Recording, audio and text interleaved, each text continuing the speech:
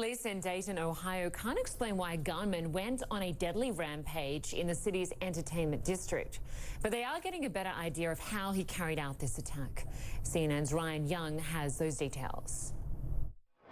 Lynda, all along this street, we see signs of the memorial from all the victims who were shot during this shooting. But what we do also know is police have been working this case to try to figure out exactly what happened. And as through all the video surveillance cameras here, they'll be able to stretch together a more detailed timeline.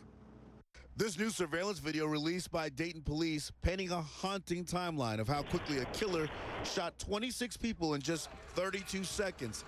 9 of them died.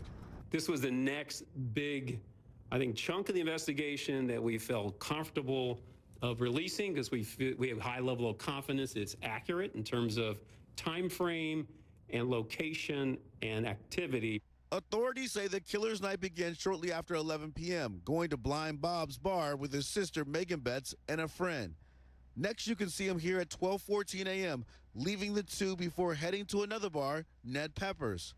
About 30 minutes later, the shooter leaves the venue, even walking by a police vehicle. He was aware of where they were, or you would think it had to seen them.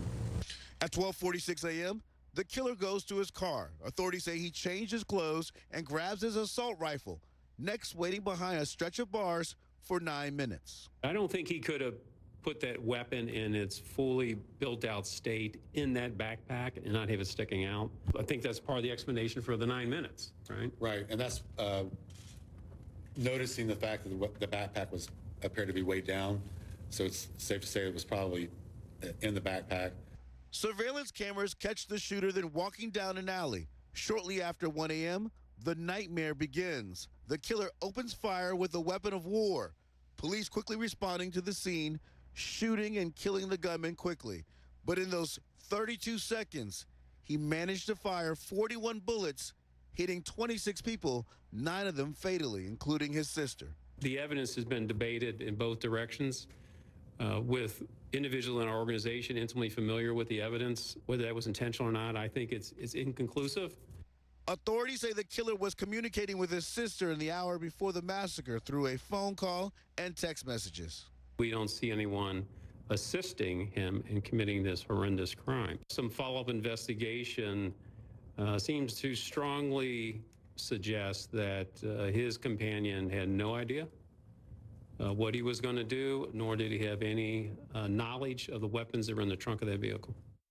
And as you can imagine, this is still having real impact in this community. Look, even this morning, there have been people who've stopped by to not only take pictures, but write messages on the memorial behind us.